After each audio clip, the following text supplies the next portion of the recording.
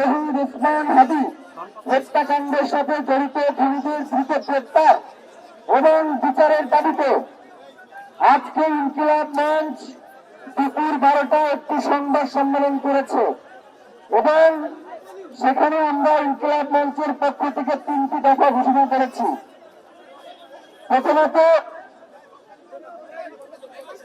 উসমান হাদি শহীদ উসমান হাদি হত্যাকাণ্ডের সাথে জড়িত খুনিদের বিচারের জন্য একটি দ্রুত বিচারিক ট্রাইব্যুনালের মধ্য দিয়ে 30 কার্য দিবসের মধ্যে এই বিচার কার্য সম্পন্ন করতে হবে এবং তদন্তের জন্য FBI থেকে শুরু করে আন্তর্জাতিক গোয়েন্দা সংস্থা যারা পেশাদারী এবং নির্ভরযোগ্য তাদেরকে এই মামলার তদন্তের সাথে যুক্ত করতে হবে। এটা হচ্ছে আমাদের প্রথম এবং প্রধান দাবি।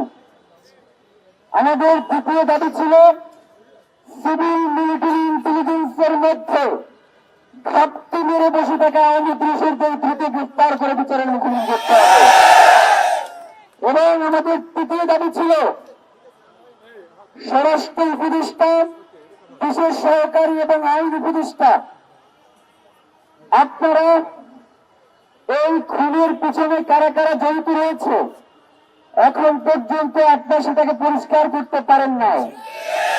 সুতরাং আপনাদের কি কি অপরাধতা রয়েছে এটা পরিষ্কার করবার ক্ষেত্রে কোথায় কোথায় আপনারা বাধাগ্রস্ত হচ্ছেন, কে কে আপনাদেরকে এই কাজে বাধা দিচ্ছে, তাদের নাম বলে তারপর আপনাকে পদত্যাগ করতে হবে, তার আগে কোনো পদত্যাগ করবে না।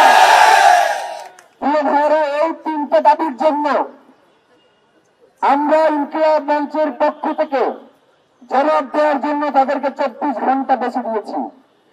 24 ঘন্টার মধ্যে স্বরাষ্ট্র উপদেষ্টা, বিশেষ সহকারী আইন উপদেষ্টা তারা আপনাদের এই মিডিয়াকে ডেকে বলবেন যে তারা এর পরিপ্রেক্ষিতে কি ব্যবস্থা গ্রহণ করেছেন।